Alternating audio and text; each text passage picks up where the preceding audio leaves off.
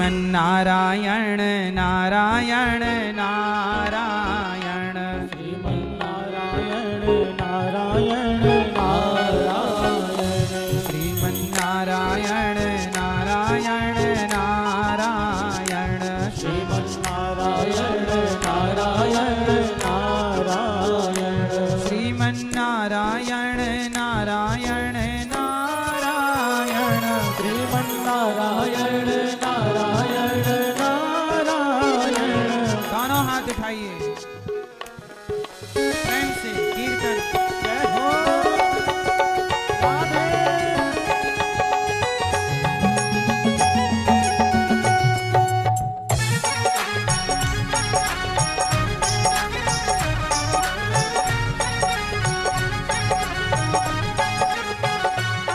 श्रीमन्नारायण नारायण नारायण श्रीमन्नारायण नारायण नारायण भजमन नारायण नारायण नारायण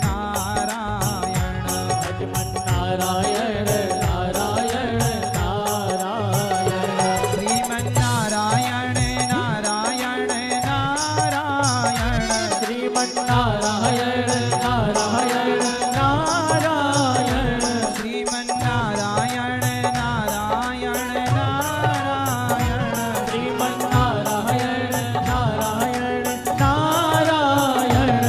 भजमन जय हो भजमन जय हो भजमन नारायण नारायण नारायण श्रीमन्नारायण नारायण नारायण।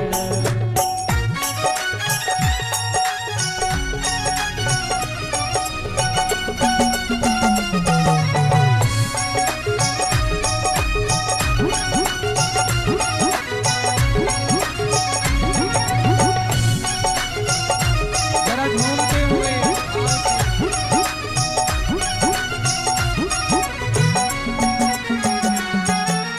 दिन में रोटी मैया आप लोग दिन में रोटी खाते हैं कि नहीं? दिन में रोटी रात में रोटी हरदम रोटी रोटी दिन में रोटी रात में रोटी हरदम रोटी रोटी। रोटी खाना बुरा नहीं है, पेट भरना जरूरी है, रोटी कपड़ा मकान होना चाहिए, पर दिन भर खाना और भगवान को भूल जाना ये गलत है। तो मेरे संग बोलो, दिन में रोटी रात में रोटी दिन भर रोटी रोटी दिन में रोटी रात में रोटी दिन भर रोटी रोटी। दिन में रोटी रात में रोटी हरदम रोटी रोटी दिन में रोटी रात में रोटी दिन भर रोटी रोटी। प्रभु भजन नहीं किया तो तेरी किस्मत होगी खोटी। हाँ प्रभु भजन जो किया नहीं तो किस्मत होगी खोटी। प्रभु भजन। अच्छा ये बताओ, बोलो का, भैया बोलो का, सब लोग बोलो का, खा, गा। का मतलब क्या हुआ? कृष्ण का भजन कर, का फिर खा, भजन करके खा, और खाने के बाद सो मत जा। क्या करना है? गा, का खा गा। यदि तुमने कृष्ण का भजन किया और भजन करके खाया और खा के भगवान का नाम गाया तो आखिरी में है घा, का खा गा घा। यदि तुमने भगवान का नाम गाया तो अपने असली घर को पाओगे। दिन में रोटी रात में रोटी हरदम रोटी रोटी में रोटी रात में रोटी हरदम रोटी रोटी। प्रभु भजन नहीं किया तो तेरी किस्मत होगी खोटी। प्रभु भजन किया नहीं तेरी किस्मत होगी खोटी। श्रीमन जय हो श्रीमन जय हो श्रीमन नारायण नारायण नारायण ओ श्रीमन नारायण नारायण नारायण।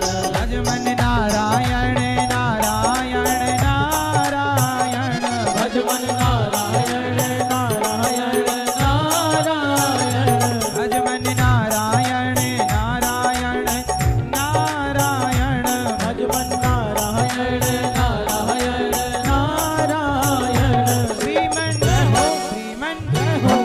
श्रीमन्नारायण नारायण नारायण नारायण नारायण नारायण। दोनों हाथ उठा के भाव से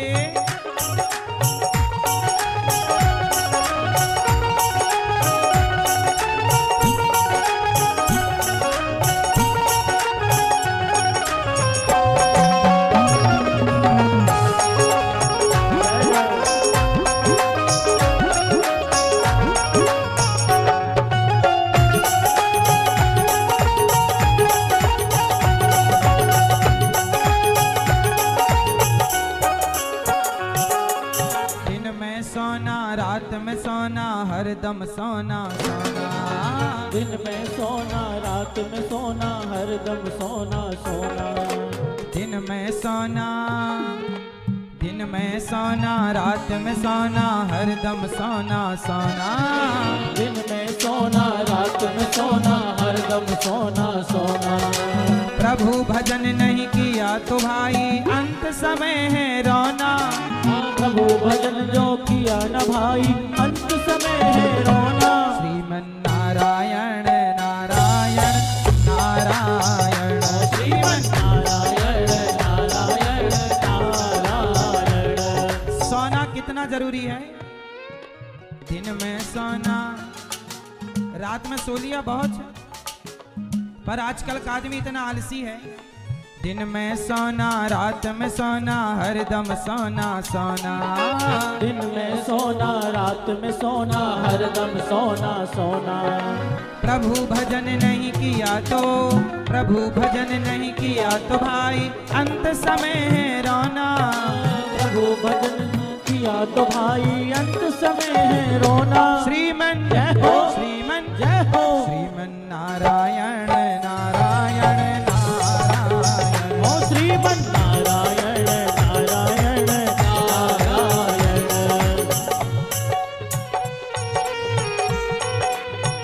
हरि बोल। दोनों हाथ उठा के भाव से तालियों की सेवा कर लो।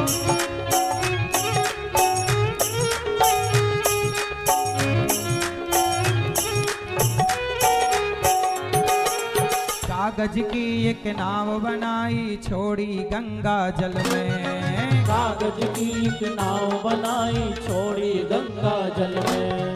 कागज की एक नाव बनाई छोड़ी गंगा जल में। कागज की एक नाव बनाई छोड़ी गंगा जल में। धर्मी धर्मी पारे उतर गए पापी डूबे जल में। धर्मी धर्मी पार उतर गए पापी डूबे जल में। धर्मी धर्मी पार उतर गए पापी डूबे जल में। धर्मी धर्मी पार उतर गए पापी डूबे जल में। श्रीमन जय हो, श्रीमन जय हो। श्रीमन नारायण नारायण नारायण। श्रीमन नारायण नारायण नारायण। श्रीमन नारायण नारायण नारायण।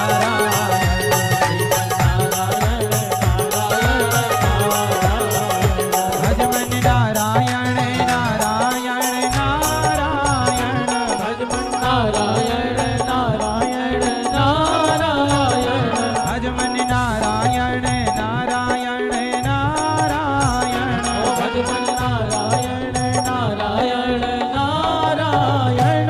श्रीमन जय हो, श्रीमन जय हो। श्रीमन नारायण नारायण नारायण। श्रीमन नारायण नारायण नारायण। नारायण नारायण दोनों हाथ उठा के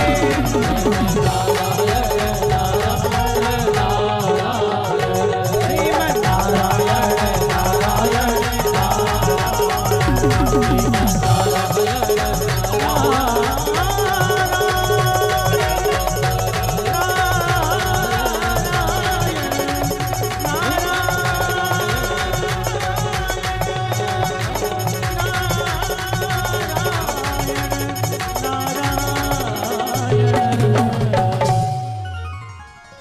बोलिए भागवत भगवान की, जय श्री वृंदावन धाम की। जय। यमुना मैया की जय गौरी गोपाल भगवान की जय जय जय श्री राधे जय जय श्री राधे जय जय श्री राधे जय जय श्री राधे। परम मंगलमय परात्पर अखिलेश्वर अखिल ब्रह्मांड नायक परात्पर परब्रह्म भगवान श्री कृष्ण की वांगमयी प्रतिमूर्ति श्रीमद् भागवत महापुराण। दूर दूर से आई हमारी माताएं बहनें श्रोतागण भक्तगण साधना टीवी श्रद्धा टीवी पर कथा का रसपान कर रहे सभी भक्तजनों को जय श्रीमन्नारायण। रक्सौल वासियों को भी और क्षेत्रवासियों को भी सबको जय श्रीमन्नारायण। जय श्री कृष्णा। पास में नेपाल है, नेपाल से आए हुए भक्तों को भी जय श्रीमन्नारायण। जय श्री कृष्णा। आप सबकी पावन उपस्थिति यहां पर ये बता रही है कि आप भगवान से कितना प्रेम करते हैं। हम आपको सबको प्रणाम करते हैं, आप सबके श्रद्धा को इस प्रेम को प्रणाम करते हैं कि आप सब पहले दिन ही लाखों की संख्या में यहाँ आकर के आप यहाँ पावन कथा का रसपान कर रहे हैं और अपने आप को भगवान की कथा की गंगा में डुबा रहे हैं। भगवान श्री सीता रामचंद्र भगवान जिनकी कृपा से श्री लक्ष्मी नारायण भगवान जिनकी कृपा से पावन सा आयोजन यहाँ हो रहा है। आप सब साधुवाद के पात्र हैं और हमारे श्रीमान राजेंद्र प्रसाद सिंह जी तालियां बजा के स्वागत और सम्मान करें भैया श्री राजेंद्र प्रसाद जी। और हमारे मैया जी श्रीमती वन्नी शिखा जी तालियां बजा के स्वागत करें। आप कितने लोग प्रसन्न हैं कि रक्सौल में भागवत जी हो रही है? रक्सौल वासी प्रसन्न हैं? तो ये सारा आशीर्वाद आप भैया श्री राजेंद्र जी और शिखा मैया को दीजिएगा, क्योंकि इनकी कड़ी मेहनत सबसे पहले भगवान ने इन्हें वृंदावन बुलाया और इनके प्रेम में स्वयं भगवान चल करके भागवत जी के रूप में आप सबके मध्य पहुंचे हैं। सामान्य सा जीवन जीने वाले श्री राजेंद्र जी और श्रीमती शिखा जी, आप इतना बड़ा आयोजन किसके लिए कराया है, इतनी बड़ी व्यवस्था किसके लिए कराई है? ताकि हमारे रक्सौल वासी, हमारे बिहार वासी, क्षेत्रवासी, नेपाल के भक्त भी इस कथा में डुबकी लगाएं और पूरा भारत नहीं पूरी दुनिया इस आयोजन को पूरी दुनिया के लोग सुन रहे हैं टीवी पर, यूट्यूब पर, सब। इसलिए मेरे प्यारे प्यारे रक्सौल वासियों, प्यारे बिहार वासियों, आप बहुत शांति का 7 दिन परिचय दीजिएगा और बैठ जाइएगा शांति से, क्योंकि आपकी उदारता, आपका शिष्टाचार पूरी दुनिया देखेगी। आपकी शांति, आपकी भक्ति, आपकी निष्ठा पूरा संसार देखेगा। कोई देखे ना देखे, पर आपकी उपस्थिति को भगवान तो देख रहे हैं कि आप लोगों ने समय निकाला है और भगवान की पावन कथा सुनने के लिए प्रेम से आप लोग इस गंगा में डुबकी लगाकर जीवन को कृतार्थ कर रहे हैं। भागवत की कथा हर प्राणी को सुनना चाहिए। श्रीमती वन्नी शिखा जी, आप कई बार वृंदावन आए, कई बार वहां बैठ के इन्होंने भागवत सुनी। इनके अंदर कोई भक्ति की कमी नहीं है, कोई प्रेम की कमी नहीं है, कोई श्रद्धा की कमी नहीं है। पर कहते हैं ना, एक शराबी अकेला शराब नहीं पीता, उसे लगता है 4-6 लोग बैठे पिए साथ में तो अच्छा रहे। जैसे एक शराबी 4 को शराबी बनाना चाहता है, एक जुआड़ी 4 को जुआड़ी बनाना चाहता है, एक गंजेड़ी 4 को गंजेड़ी बनाना चाहता है, ऐसे एक वन्नी शिखा जी ने सोचा कि मैं अकेले क्यों अपना कल्याण करूं भगवान से जुड़कर, क्यों ना अपने क्षेत्रवासियों को भी भगवान से जोड़ करके इनका भी कल्याण करने का प्रयास करूं। और इन्होंने वही काम किया है कि अकेले नहीं, मैं अकेले भगवान को नहीं पाना चाहती, सबके साथ पाना चाहती हूँ। सबको भगवान मिले, सर्वे भवन्तु सुखिनः सर्वे सन्तु निरामया, सबका कल्याण हो। ये व्यवस्थाएं इन्होंने कोई अपने लिए नहीं की। इतना कुछ करना ये बिना भगवत कृपा के संभव नहीं है। भगवान खूब खूब इन्हें भक्ति दें और हर प्रकार का सुख जो इनके मन में कामना हो, भागवत जी आपकी हर इच्छा पूरी करें। तालियां बजा के एक बार बहुत बहुत स्वागत वंदन करें। और आपकी उपस्थिति और आपके आगमन को भी हम प्रणाम करते हैं कि पहले दिन आप लोगों ने इतनी उपस्थिति दे करके दास को आशीर्वाद दिया है, इसके लिए साधुवाद। आप सबके माता पिता को भी मैं प्रणाम करूं, आप सबको प्रणाम करूं। आइए अब भगवान की पावन कथा में डुबकी लगाएं। कितने लोग भागवत सुनने आए हैं? तो जो भागवत सुनने आए हैं उनसे मेरी प्रार्थना है कि आप बैठ जाएं और बैठ के शांति से बिना शोर किए केवल भागवत सुने। बोलिए भागवत भगवान की जय। टीवी पर यूट्यूब पर सब जो सुन रहे हैं भक्त, सबको भी मेरा बारंबार प्रणाम। भागवत जी 18,000 श्लोकों का पावन ग्रंथ है। भागवत जी में कितने श्लोक हैं? 18,000, 335 अध्याय और 12 स्कंध है ना मैया। मोबाइल ना चलाओ मेरी माँ, सुन लो मेरी माँ। भागवत जी में भगवान के स्वरूप का वर्णन है। कैसे हैं भगवान? कैसे हैं भगवान? सच्चिदानंद रूपाय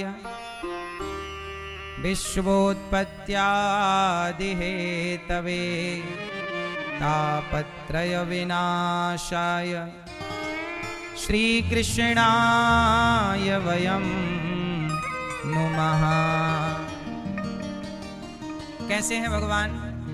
सच्चिदानंद रूपाय, भगवान सच्चिदानंद स्वरूप है। भगवान सच्चिदानंद, सत चित आनंद। मैया भगवान कैसे हैं? लाल मैया सुनो मेरी माँ, भगवान कैसे हैं? सच्चिदानंद स्वरूप है। सत चित आनंद, सच्चिदानंद। जो सत्य स्वरूप है वो भगवान है, चित स्वरूप है वो भगवान, आनंद के सागर वो भगवान। सच्चिदानंद रूपाय, भगवान सच्चिदानंद स्वरूप है। क्या करते हैं भगवान? विश्वोत्पत्त्यादि हेतवे, भगवान विश्व की उत्पत्ति करते हैं, पालन करते हैं और संहार करते हैं। भगवान सारे संसार को बनाते हैं, पालन करते हैं, संहार करते हैं। जो भगवान विश्व की उत्पत्ति पालन संहार करने वाले हैं, जो हमारे सारे दुख का हरण करने वाले हैं। आपके दुख को दूर कौन करता है?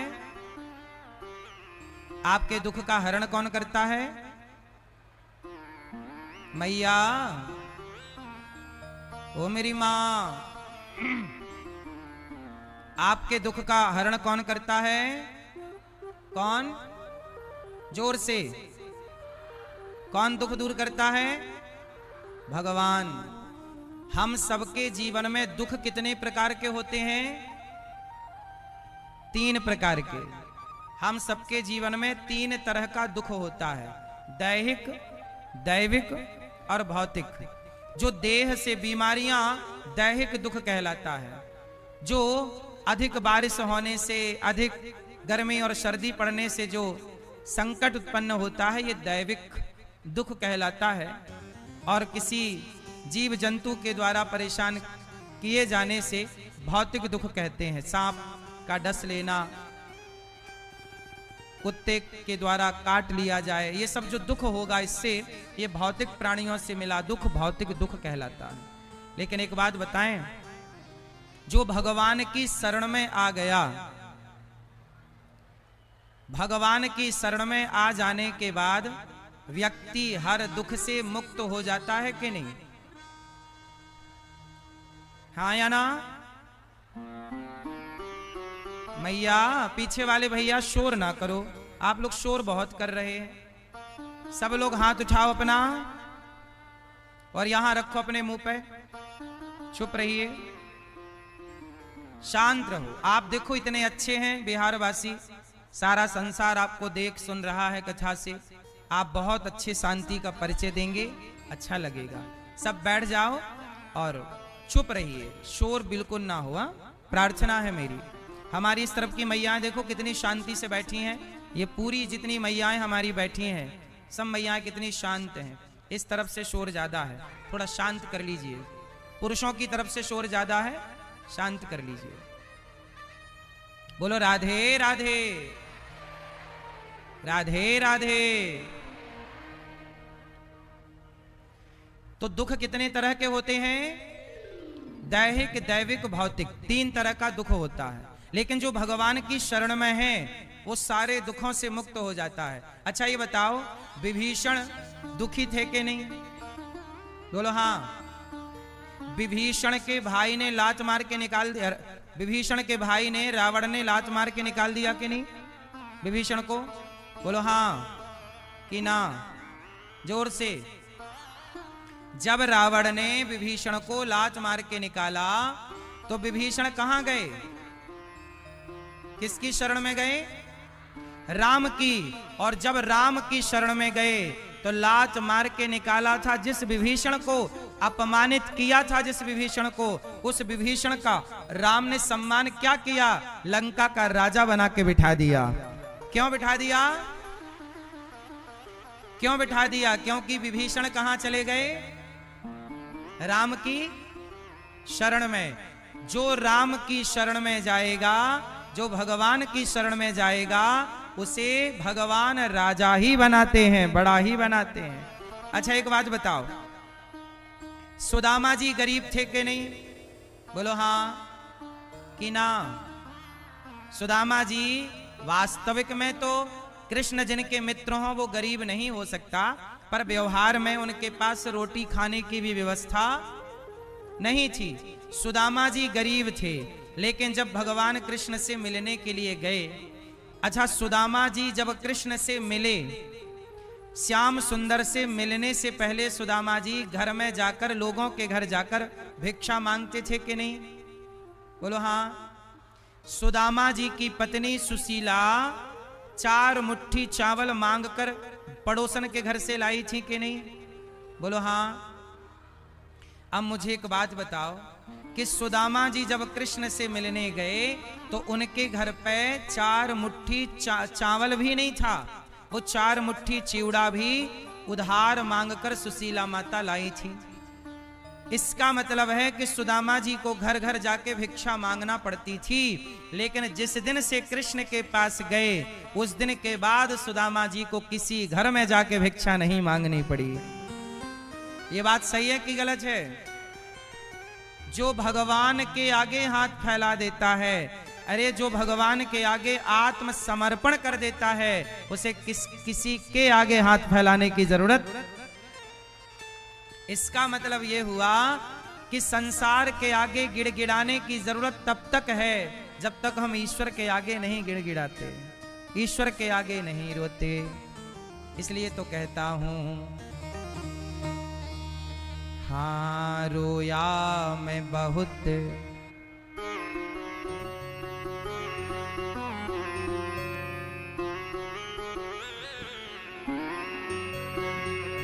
रोया मैं बहुत जग के आगे,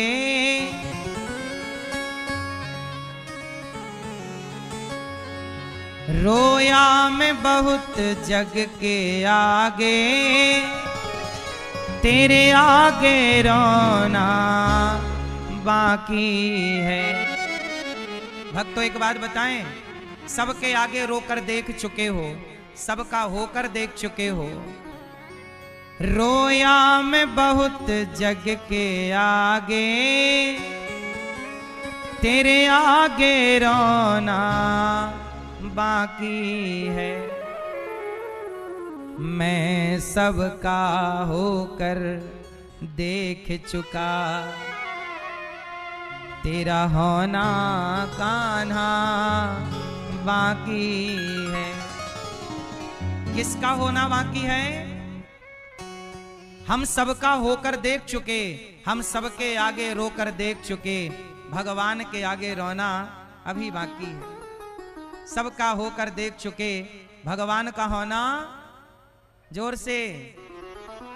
बस मेरी माँ, यदि आप सबकी हो चुकी, एक और भगवान की हो जाओ। सबके आगे रो चुके तो भगवान के आगे रो। अच्छा एक बात बताओ, द्रौपदी की जब लाज लुटी, द्रौपदी का वस्त्र, द्रौपदी के वस्त्र किसने उतारे थे? जोर से। मैया, अब मेरी प्रार्थना है, अब शांति बहुत जरूरी है आपके लिए। चुपचाप बैठ जाओ लाल मैया। ए भैया पीछे वाले, अब सबको बैठने दो, वहीं जहां हैं सब लोग वहीं बैठने दो। और हाथ जोड़ के सबको निवेदन करो, पाठक जी कार्यकर्ताओं को एक्टिव करो, वहां जो भक्त खड़े हैं सबको बिठाओ, हाथ जोड़ के प्रार्थना करो सबसे। भैया बैठ जाइए और सब बैठें और शांति से सुने। लाल मैया बैठ जाओ मेरी माँ, बीच की गैलरी पूरी खाली कर लो, अब सब बैठ जाओ। कार्यकर्ता हाथ जोड़ के सबसे शांति और बैठने का आग्रह कर लें प्रेम से। अब ना मैया, ओ लाल मैया देखो जरा, खड़ी होके प्रपंच कर रही है मैया, ये नहीं कि बैठ के बातें कर ले। ए मैया, बहरी भी है मैया,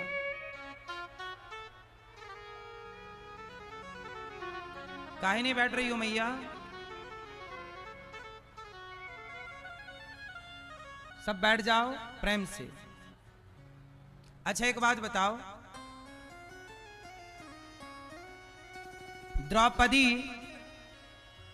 द्रौपदी जो हैं, उनकी साड़ी किसने उतारी थी? सब लोग उत्तर दीजिएगा। सुनना ऐसा होगा, जो हम पूछ रहे हैं वो आप बताएंगे, हमें लगेगा कि आप सुन रहे हैं। बताओ, द्रौपदी के कपड़े किसने उतारे थे? दुशासन ने। किसने? जोर से। दुशासन ने। जब द्रौपदी की साड़ी दुशासन ने पकड़ी तो द्रौपदी ने किसे बुलाया? जोर से, जोर से। गलत उत्तर। द्रौपदी ने पहले बुलाया अर्जुन को, भीम को, नकुल को, सहदेव को। द्रौपदी ने सबको बुलाया, और जैसे ही अर्जुन को बुलाया तो क्या अर्जुन आए? द्रौपदी की रक्षा करने अर्जुन बढ़े? बोलो हां कि ना? क्या द्रौपदी की रक्षा करने अर्जुन आए? नहीं। क्यों? अर्जुन मजबूर है। भीम आए? नहीं, मजबूर है। द्रौपदी ने सबको बुलाया, जब कोई नहीं आया तब द्रौपदी को लगा कि ये जगत के लोग बहरे हैं। जगत के लोग बहरे हैं। सुनने वाला कौन है? जगन्नाथ। जगत को बुलाकर समय ना बर्बाद किया जाए, डायरेक्ट जगन्नाथ को पुकारा जाए कि हे प्रभु, अब आपके सिवा हमारा। द्रौपदी ने सबको बुलाया, जब कोई नहीं आया। अच्छा एक बात बताओ, द्रौपदी ने बुलाने में देर लगाई कि श्री कृष्ण ने आने में देर लगाई? किसकी तरफ से देरी थी? बोलो मेरी माँ। बुलाने की देर थी, आने में देर। क्यों? द्रौपदी ने क्यों देर लगाई? क्योंकि द्रौपदी को इन लोगों पे भरोसा था। आप लोगों को भी पहले परिवार पे भरोसा होता है, आप लोगों को भी पहले संसार में भरोसा होता है। और भगवान कहते हैं कि जो मेरा भक्त है उसे पहले किसी पर भरोसा नहीं, पहला भरोसा भगवान पर होना चाहिए। पहला भरोसा। और द्रौपदी ने पहला भरोसा किस पर किया? पांडवों पर। किस पर किया? द्रौपदी ने कहा, कहाँ जा छिपे हो प्यारे कन्हैया,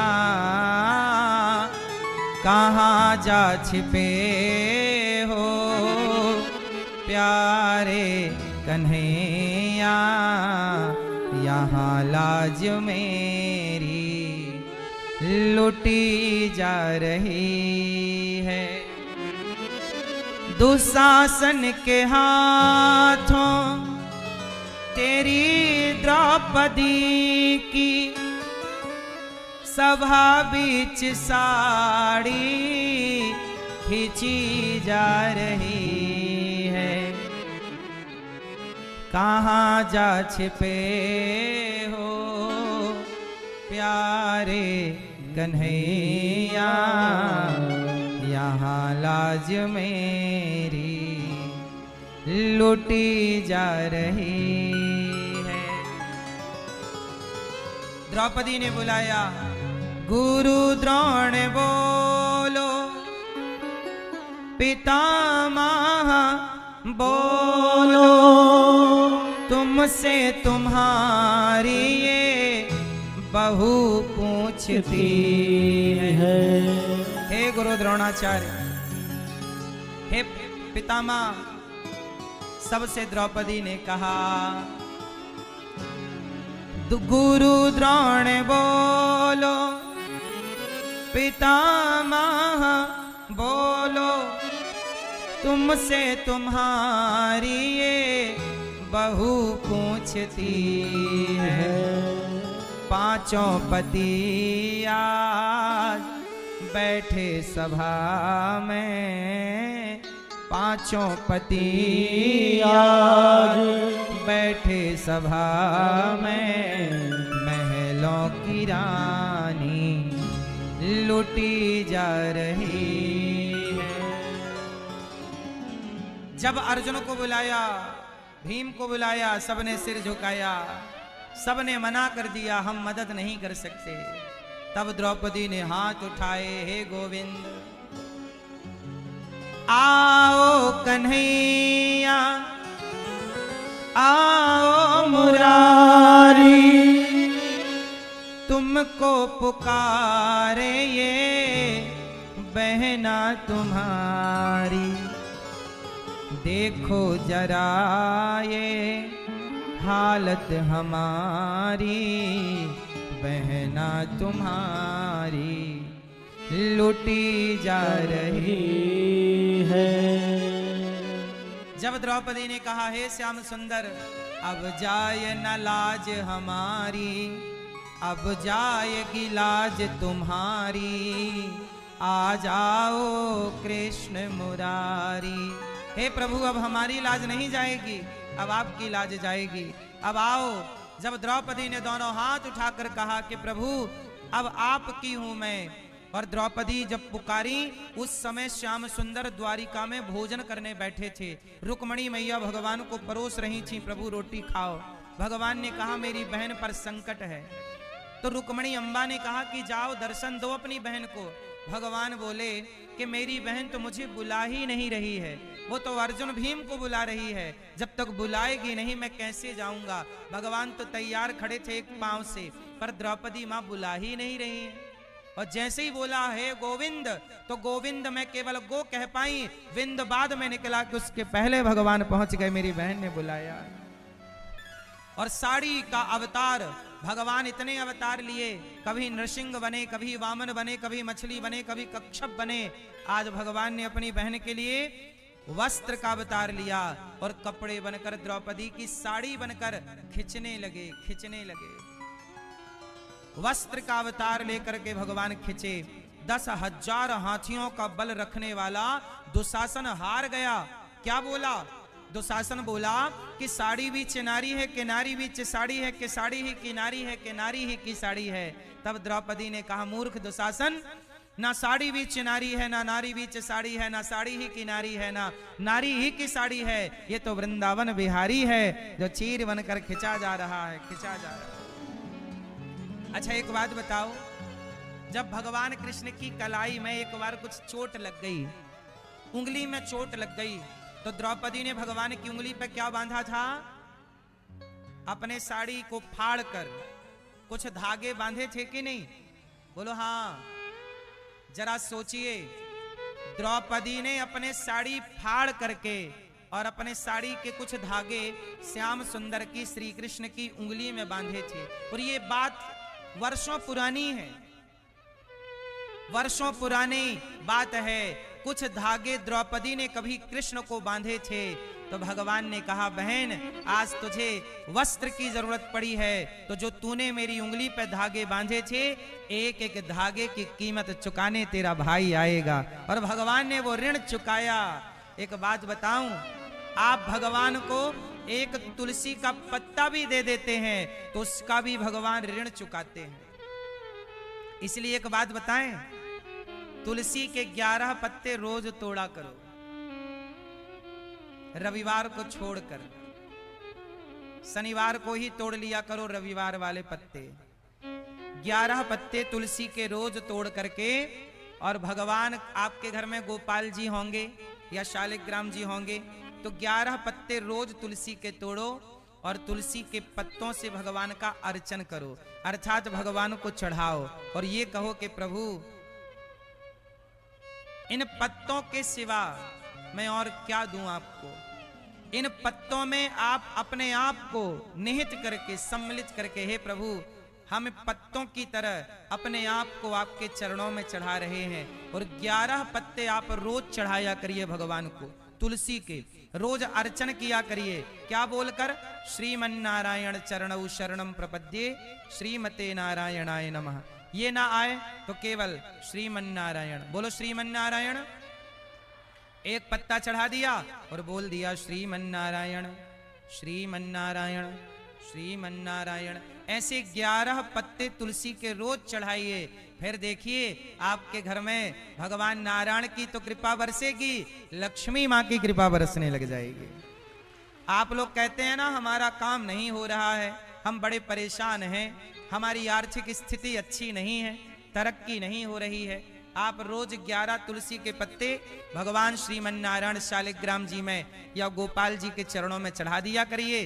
फिर देखिए भगवान कहते हैं द्रौपदी ने एक तनिक सा धागा क्या दे दिया, भगवान ने धागे के बदले इतना कपड़ा दान कर दिया द्रौपदी को। भगवान कहते हैं तुम पहले मुझे कुछ दो तो सही। अच्छा एक बात बताओ, सुदामा ने भगवान को क्या दिया? चावल दिए? बोलो हाँ। जब तक सुदामा जी ने चावल चिवड़ा नहीं दिया, चावल नहीं दिया, तब तक क्या भगवान ने उन्हें धन धान्य दिया? नहीं। भगवान कहते हैं मैं तैयार हूं देने के लिए, पर तुम्हारे को क्या करना पड़ेगा? पहले शुरुआत तुम्हें करनी पड़ेगी। तुम दो, जब तुम दोगे तब मैं दूंगा। जब तुम किसी भूखे को भोजन कराओगे, भगवान कहते हैं तुम किसी को रोटी दो, मैं तुम्हारे लिए रोटी लिए बैठा हूं। तुम किसी की मदद करो, मैं तुम्हारी मदद करने के लिए बैठा हूं। तुम पहले अपने कदम तो बढ़ाओ, तुम अपने हाथ तो बढ़ाओ। इसलिए भगवान कहते हैं तेरी डूबती नैया का माझी बन जाऊंगा, तेरी डूबती नैया का माझी बन जाऊंगा। तू छोड़ दे चिंता को, आंधी को रोक लूंगा। तू रख ले मुझ पे भरोसा। आप गाओ मेरे संग, तू रख ले। भगवान कहते हैं कि तू रख ले मुझ पे भरोसा, नैया पार लगा दूंगा। तुम 2 कदम चलो, मैं 10 कदम चलूंगा। भगवान कितने कदम चलते हैं? जोर से 10 कदम। लेकिन 10 कदम तब चलेंगे जब आप 2 कदम आगे बढ़ाओगे। आप 2 चलो भगवान, तू आगे चलता जा, तेरे पीछे मैं चलूंगा। आप में से किस किस को भगवान पे भरोसा है? तू आगे चलता जा, तेरे पीछे मैं चलूंगा। तू थक भी गया राहों में, मैं तुझको उठा के चलूंगा। हर वक्त हर घड़ी मैं साया बन के चलूंगा। तुम 2 कदम चलो, मैं 10 कदम चलूंगा। द्रौपदी ने पुकारा। संसार को पुकारती रहती तो लाज लुट जाती। सच बताओ, सबके रक्षक कौन है? कौन? इसलिए सबकी रक्षा भगवान करते हैं। इसलिए आपको अपने आप को भगवान के हवाले करना चाहिए। किसके भरोसे रहेंगे? जगत के या जगन्नाथ के? हाँ, जगन्नाथ स्वामी नयन पथगामी। जगन्नाथ स्वामी नयन पथगामी। ऐसे भगवान जो सच्चिदानंद स्वरूप हैं, राधा कृष्ण को हम बारंबार प्रणाम करते हैं। यम प्रव्रजन्त मनुपेतमपेत कृत्यम, द्वैपायनो विरह कातरया जुहाव। पुत्रेति तन्मयतया तर्वोभिनेदुस्तं सर्वभूत हृदयं मुनिमानतोस्मि। सुखदेव भगवान प्रकट हो गए। सुखदेव जी जब प्रकट हुए तो जन्म लेते ही चल पड़े। अच्छा मैया एक बात बताओ, सुखदेव जी भगवान का दर्शन करने जा रहे हैं। अच्छा, भगवान की प्राप्ति किस उम्र में होनी चाहिए? लड़कपन में, जवानी में कि बुढ़ापे में? भगवान की प्राप्ति कब कर लें बताओ? भगवान को पाने की सही उम्र क्या है? सवाल आपसे। मैया क्या बोलती तू? लास्ट में भगवान को पाने की सही उम्र क्या है? लड़कपन, जवानी की बुढ़ापा? क्या उम्र है मैया? चश्मा वाली मैया, क्या उम्र है मेरी माँ? क्या उम्र है? लड़कपन, जवानी, बुढ़ापा? हाँ। अच्छा ये बताओ, ध्रुव जी और प्रहलाद जी ने कब पा लिया? लड़कपन में, जवानी में कि बुढ़ापे में? भगवान को पाने की सही उम्र क्या है? हम कहते हैं अपने छोटे छोटे बच्चों को पढ़ाओ, लिखाओ, योग्य बनाओ, डॉक्टर, इंजीनियर, एडवोकेट बनाओ, पैसा कमाना सिखाओ। लेकिन पहले लड़कपन में उन्हें भगवान से जोड़ देना। यदि भगवान से जुड़ गए तो जीवन में वो सफल तो होंगे पर कभी परेशान नहीं होंगे। और भगवान से नहीं जुड़ेंगे तो कामयाबी तो आएगी पर वो परेशानी लाके खड़ी कर देगी। इसलिए सबसे बढ़िया उम्र क्या है? क्या है मेरी माँ? लड़कपन। लड़कपन खेल में खोया, जवानी नींद भर सोया। लड़कपन खेल में जवानी नींद भर सोया। लड़कपन खेल में खोया, लड़कपन खेल में खोया। जवानी नींद भर सोया। जवानी नींद भर सोया। बुढ़ापा देख कर रोया, यही किस्सा पुराना है। बुढ़ापा देख कर रोया, यही किस्सा पुराना है। मैया जी झूठ मत बोलो, प्रभु के पास जाना है। मैया जी झूठ मत बोलो, प्रभु के पास जाना है।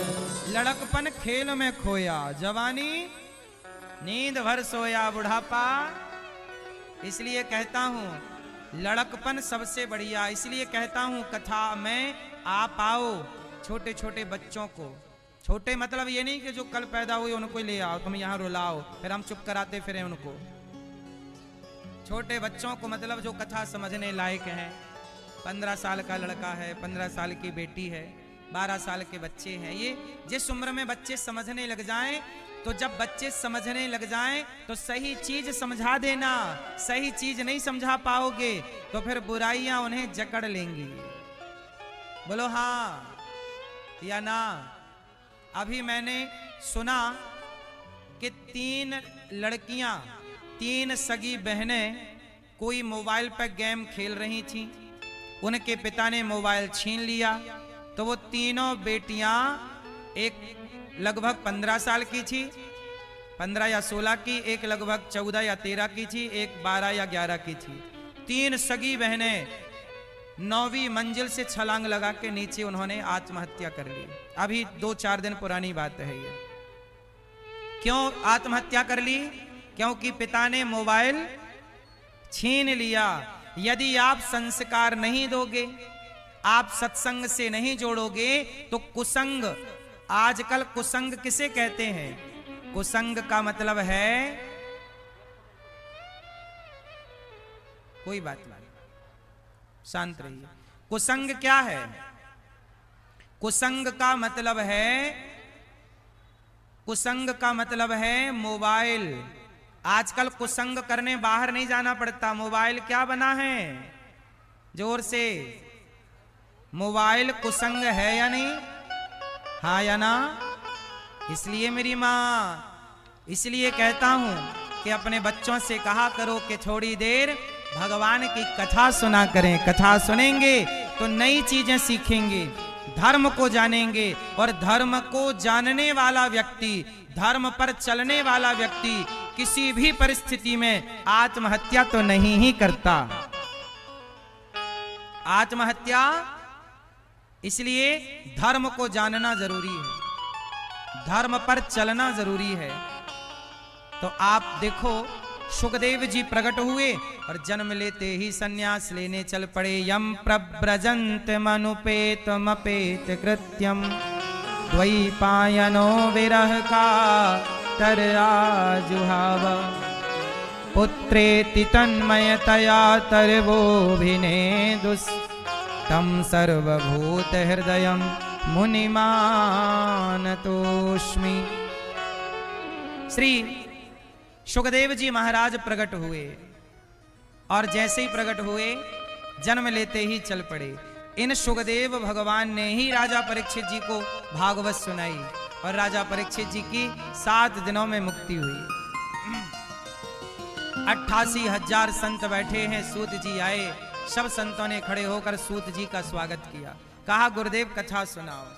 अच्छा मैया, कथा क्यों सुननी चाहिए? जरा ध्यान से सुनिएगा। कथा क्यों सुननी चाहिए? क्योंकि जब हम कथा सुनते हैं तो ऐसा लगता है कि भगवान हमारे पास में है। भगवान की उपस्थिति क्या है? बोले कथा ही भगवान की उपस्थिति है। कथा क्या है? भगवान की उपस्थिति। भगवान का मंदिर, हमें भगवान के मंदिर में आप भगवान से इस तरह नहीं कनेक्ट होते जिस तरह आप भगवान की कथा से भगवान से कनेक्ट होते हैं। भगवान के कथा आपको भगवान से जोड़ती है। बोलो हाँ। इसलिए मंदिर जाओ या मत जाओ, पर सत्संग जरूर करो, कथा जरूर सुनो। एक घड़ी आधे घड़ी आधे की पुनियाद, तुलसी चर्चा राम की हरहि कोटि अपराध। रोज सत्संग करना चाहिए, रोज भगवान की कथा सुननी चाहिए, थोड़ी ही सही सुनना जरूर चाहिए। अब देखो, श्री एक बार देवताओं के राजा इंद्र ने भागवत सुनने का मन बनाया, पर देवताओं के राजा को भी सुखदेव जी ने भागवत नहीं सुनाई। भागवत सब नहीं सुन पाते। कहते हैं ना कि बिहारी जी की महफिल को बिहारी जी सजाते हैं और कथा सुनने वही आते हैं जिन्हें बिहारी जी बुलाते हैं।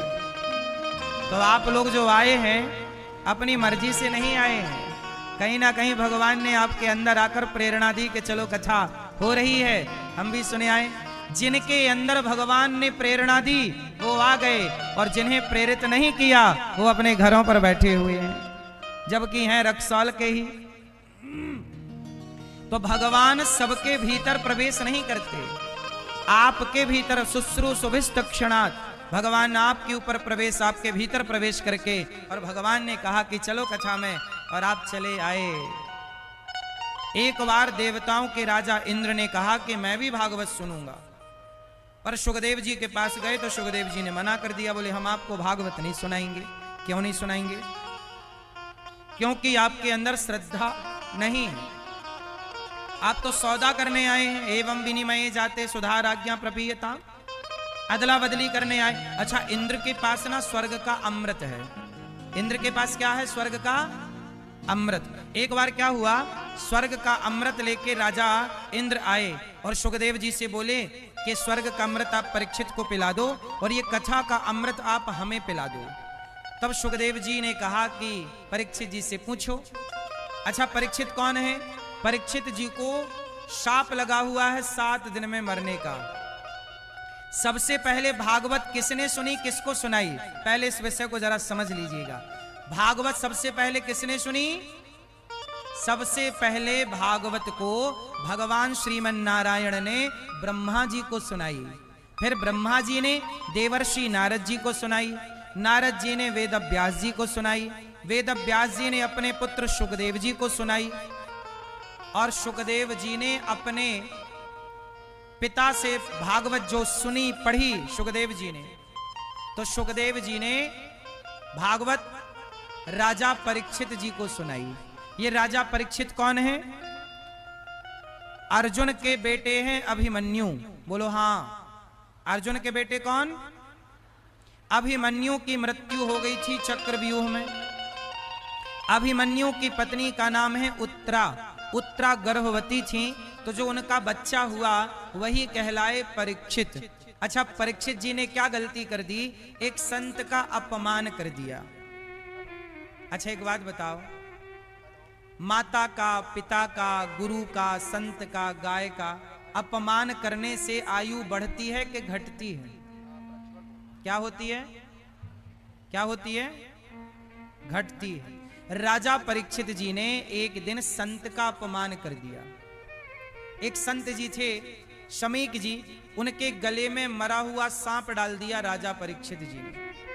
तब उन्हें शाप मिला कि राजन, तुम तो राजा हो और राजा का धर्म है कि वो साधु संतों का सम्मान करे, तुम तो अपमान कर रहे हो, गला मरे सांप डाल रहे हो गले में मरा हुआ, जाओ तुम्हें शाप देते हैं। इति लंघित मर्यादम तक्षकः सप्तमे हनि। राजा परीक्षित जी को 7 दिन में मरने का शाप लगा। कितने दिन में मरने का? तो राजा परीक्षित जी ने सोचा कि मुझे तो 7 दिन में मर जाना है, अब मैं क्या करूं? तब राजा परीक्षित जी ने भागवत सुनी, और सुखदेव जी ने शुक ताल में राजा परीक्षित जी को भागवत सुनाई। तो जहां राजा परीक्षित जी भागवत सुनने बैठे तो वहां देवताओं के राजा इंद्र आ गए, और इंद्र ने कहा कि ये भागवत हमें सुना दो। सुखदेव जी ने कहा, परीक्षित तू अमृत पी ले और हम भागवत देवताओं को सुनाए देते हैं। तो परीक्षित जी ने कहा, ना, हमें अमृत नहीं पीना, स्वर्ग का अमृत पीने वाले को स्वर्ग मिलता है, पर भागवत की कथा सुनने वाले को भगवान मिलते हैं। अब बताओ, अमृत श्रेष्ठ है कि भागवत श्रेष्ठ है? स्वर्ग के अमृत को पीने से क्या मिलता है? स्वर्ग। और भागवत का रसपान करने से क्या मिलता है? भगवान। अच्छा, ये बताओ, स्वर्ग बड़ा है कि भगवान बड़े हैं? स्वर्ग तो भगवान का बनाया है, ऐसे करोड़ों स्वर्ग भगवान बना सकते हैं। इसलिए भगवान को पा लेने के बाद स्वर्ग वर्ग पाने की कामना नहीं है।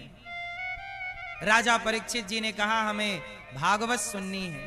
तब सुखदेव जी ने भागवत राजा परीक्षित को सुनाई और इंद्र से कहा कि आप सौदागर बन के आए हैं, कथा में आओ ना तो प्रेमी बनकर आओ, प्रेम से सुनो, जहां जगह मिल जाए वहां बैठ के सुनो, क्योंकि आप सुनने आए हैं। जब राजा परीक्षित, जब सुखदेव जी ने देखा कि इंद्र तो सौदा करने आ गए, तब सुखदेव जी ने डांट कर इंद्र को वहां से भगा दिया। बोले नहीं, हम तुम्हें भागवत, सोचिए देवताओं के राजा को भी सुखदेव जी ने भागवत नहीं सुनाई। क्यों नहीं सुनाई? क्योंकि तुम अधिकारी नहीं हो इसके। भागवत सुनने के अधिकारी सब नहीं होते मेरी माँ। भागवत सुनने का अधिकारी कौन है? जिसके अंदर श्रद्धा है, प्रेम है। अब श्रद्धा नहीं, प्रेम नहीं, तो आप यहां आओगे तो सुनोगे क्या? शोर कौन लोग करते हैं, व्यवस्था कौन लोग बिगाड़ते हैं? जिनके अंदर श्रद्धा नहीं। जो श्रद्धावान है, आप लोग देखो ना, इतने लोग कितनी शांति से सुन रहे हैं, मतलब आपके अंदर श्रद्धा है। और भागवत वही सुने जिनके अंदर श्रद्धा है। श्रद्धावान लभते ज्ञानम, श्रद्धावान को ज्ञान मिलता है, श्रद्धावान को भगवान की कथा मिलती है। देवताओं के राजा इंद्र को नहीं सुनाई गई भागवत। देवताओं के राजा चले गए, स्वर्ग में तराजू बांधी गई, एक पलड़े में भागवत को रखा गया, दूसरे पलड़े में स्वर्ग के सुखों को रखकर तौला गया। तो भागवत जी का पलड़ा भारी था। भागवत जी की बराबरी थोड़ी कोई कर सकता है। इसलिए मेरी माँ, थोड़ा सा समय निकालकर भगवान की कथा अवश्य सुना करिए।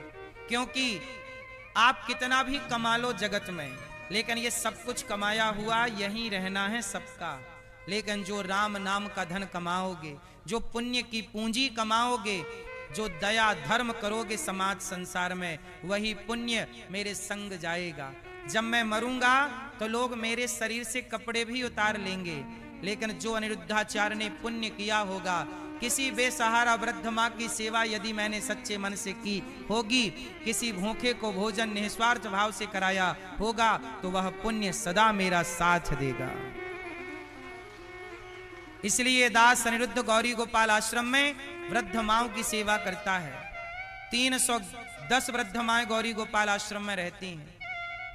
अखंड 30,000 लोग भरपेट भोजन करें, ऐसी गौरी गोपाल में सबके भोजन की व्यवस्था है। सब भोजन करते हैं निःशुल्क। तो ये दास अनिरुद्ध सेवा करता है। आपसे भी कहता हूं कि इन सेवा से अपने आप को जोड़िएगा। आपके सहयोग से गौरी गोपाल आश्रम में वृद्ध माएं रहती हैं। हजारों साधु संतों को पेट भर भोजन मिलता है रोज। कल भी जब मैं आया तो संत लोग आ चुके थे भोजन करने के लिए। मैं सुबह सुबह निकला, ये देखो ये हजारों संत रोज भोजन करते हैं गौरी गोपाल में, जो फुटपाथ पर सोते हैं। आपसे भी मेरी प्रार्थना है कि एक दिन का भोजन आप अपनी ओर से करा सकते हैं संतों को।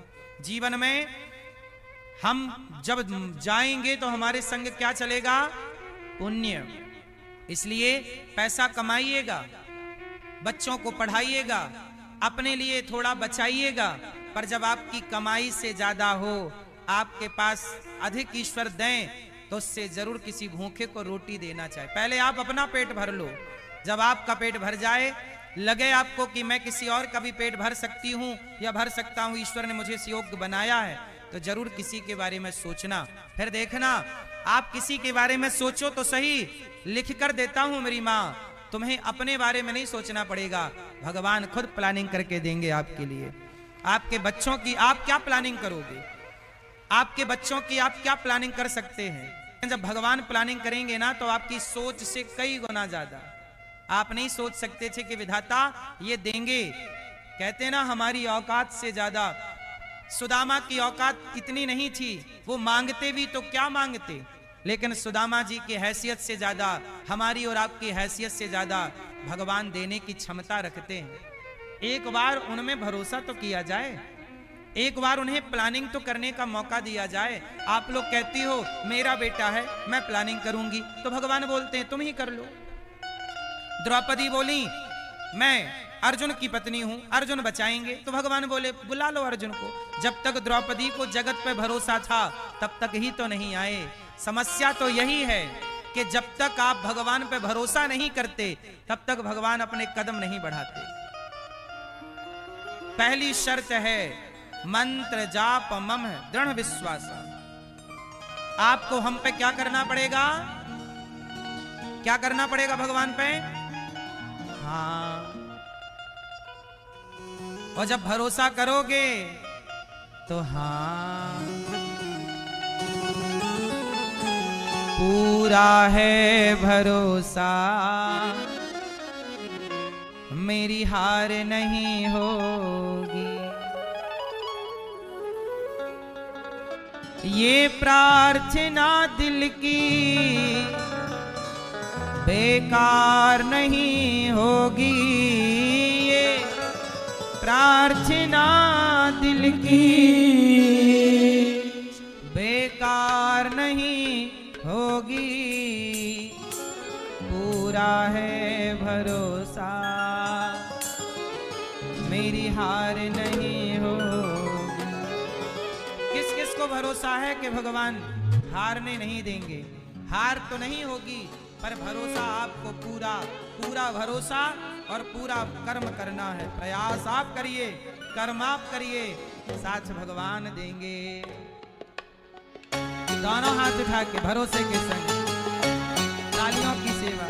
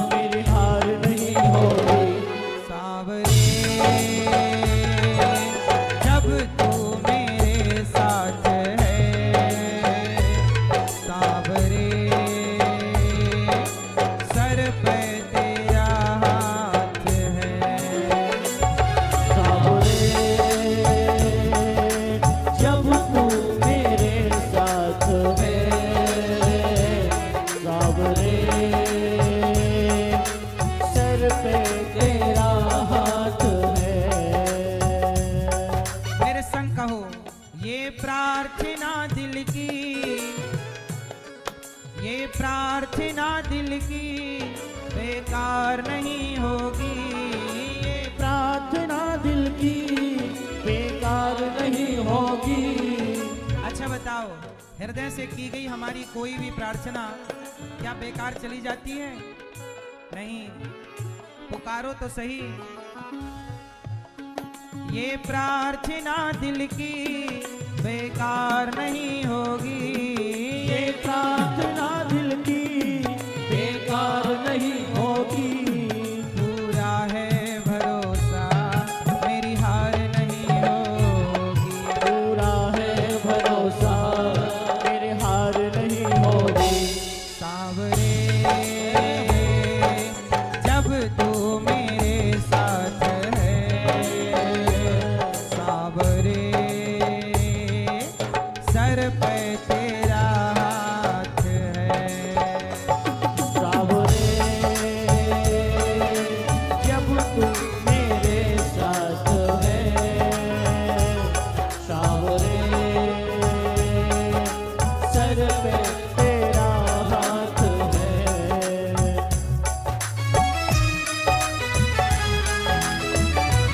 दोनों हाथ उठा के भाव से भरोसे के साथ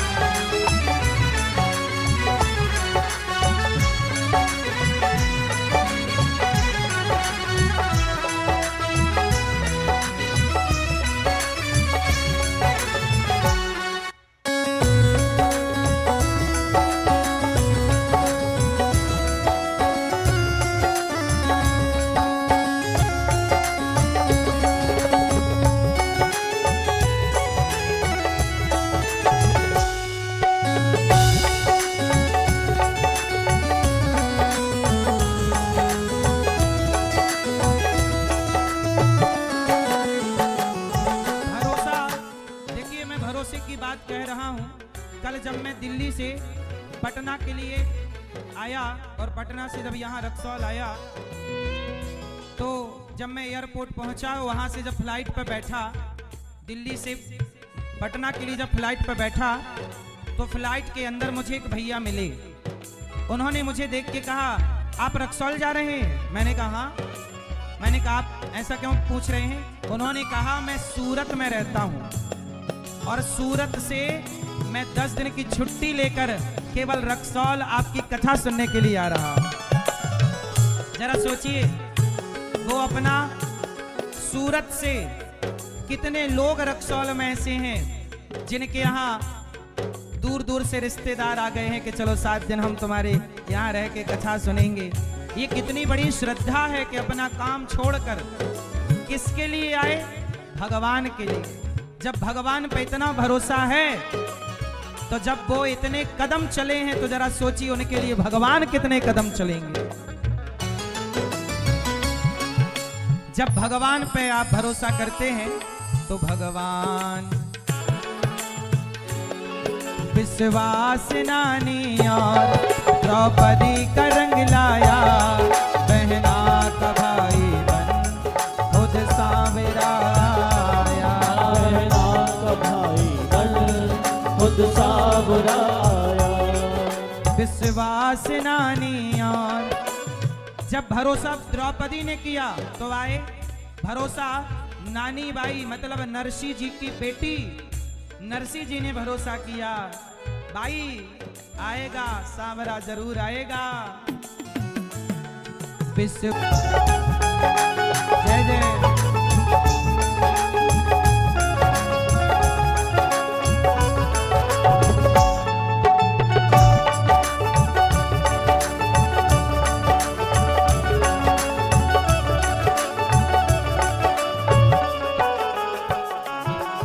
मैं हार जाऊं ये कभी हो नहीं सकता, बेटा अगर दुख में पिता सो नहीं सकता, बेटा अगर दुख में पिता सो नहीं सकता।